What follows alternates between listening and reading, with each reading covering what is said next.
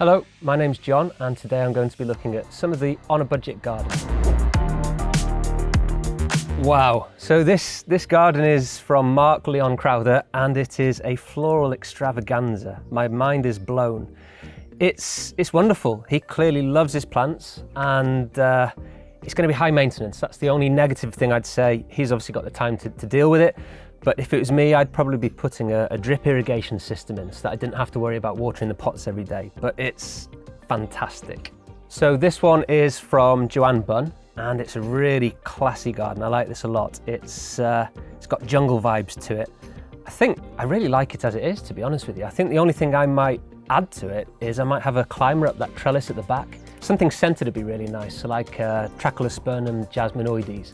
It would produce white flowers, have a nice scent, and have a nice green foliage all year round. But yeah, wonderful garden. So this is a beach vibe kind of garden from Beth Wilson, and it's fun. I mean, we've not been able to go on holiday, have we? So let's bring the beach to our home.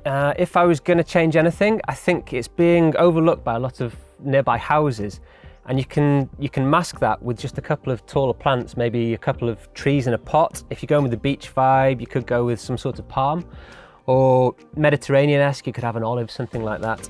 And just having those in pots dotted at strategic points would just take the eye away from those houses and draw it into the beach area. Pam Moxham Young has gone with a beach vibe mural. It's exotic, it's fun. So that's in place now. What I would do is bring that landscape into your garden itself. So you need some plants in there to soften it up. You've got the palm tree that you can see in the mural. Let's get one in a pot as well. You could have a pot on the table too, and maybe something hanging from the fence as well. So some suggestions there. You might go for something like a Fatsia japonica or a Trachycarpus fortunei. They are the windmill palms and they'd look great, very similar to the one in the picture.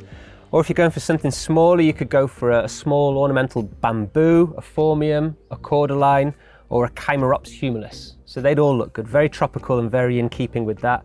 And it really would tie the mural into your garden and you'd feel like you were on the beach. So Danielle K. Bills has done a lovely makeover here. An unwanted concrete planter was going to get scrapped and she's used some leftover paint, looks gorgeous, potted it up with some nice flowers. I think it's fantastic because again it would have been wasted and now it ties in, it's the same colour as a wall because she's used the leftover paint.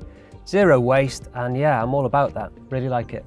So Digger Lewis, great name by the way. I mean, if you're going to be into gardening, Digger's a good one. Sort of Nicky Beach kind of vibe going on, really luxurious, just a great place to chill out in the hot tub there. I think the only thing I would change, I would paint that fence. At the moment it looks like a standard fence. I think you could really set everything off by making it a classy dark slate colour. I think that'd look great, but otherwise, fantastic job. And then it just needs some plants. It just needs a bit of green just to soften the edges a little bit, but otherwise, really good. I want to get in the hot tub. Okay, David Rushby, fantastic job. Yeah, it really is a Moroccan kind of feel. Now, if that was in Morocco, I'd imagine something like maybe, I don't know, a bougainvillea. But over here we're restricted, obviously, with the weather. You don't want to lose plants in the frost. So you could consider growing some natural stuff up the pergola. At the moment, I think there might be a fake ivy in place, which is fine short term, but I think you should have something scented growing up there. You know, if you're sitting in the hot tub, you've got the smell of the chlorine, that's the only negative. If you can plant something scented that grows up there, it'd be fantastic. Maybe an Akebia quinata would work. That's the chocolate vine. It has like an aromatic spicy scent with a hint of vanilla, and that would really work with that theme there. So Laura Tyler's 13-year-old made a fire pit all by herself. My daughters wouldn't even do the weeding for me. It looks lovely. I can just imagine sitting there on an evening, toasting some marshmallows. Yeah, really nice family space, well done.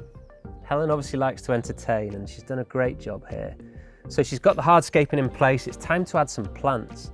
Now I'd be focusing on something edible, something you can use either to flavour your meats on the barbecue, or maybe something like a strawberry plant. In fact, I think I've just spotted one there. Yeah, on top of the barbecue, you've got one of those cascading strawberry planters. So some strawberries in there be nice, picking them as a chef's treat. And yeah, maybe a little planter by the sides of it with some Mediterranean herbs and that kind of thing that you can garnish your meats for the barbecue. Sam J. Miller has gone to town with the pallet construction and done a really nice job of it.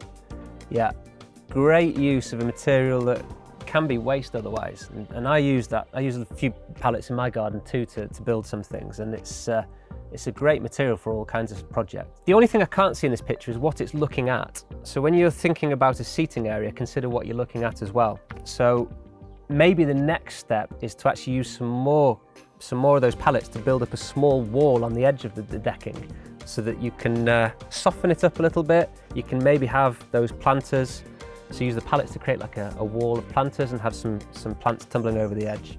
I think I would like Geraldine to come and do something on the side of my house too, because this is fantastic. It was a dead space before. At the side of the house, I see the passageway there. They've knocked it all down, and then they've created this gorgeous sort of Mediterranean space with lovely seats. For me, it's all about those arches. I'm quite envious, to be honest with you. I don't think I'd change anything. If I was to make a suggestion, you could maybe have a hanging basket or two with some nice ivy or something draping over the edge of it. Everyone needs a Kev Pawson in their life. He has made a train planter and a little wagon too, and he says he's not used any plans, he's just done them as he's gone along, and honestly, he's clearly very talented. I don't know if he was a carpenter in a former life or something, but they're wonderful.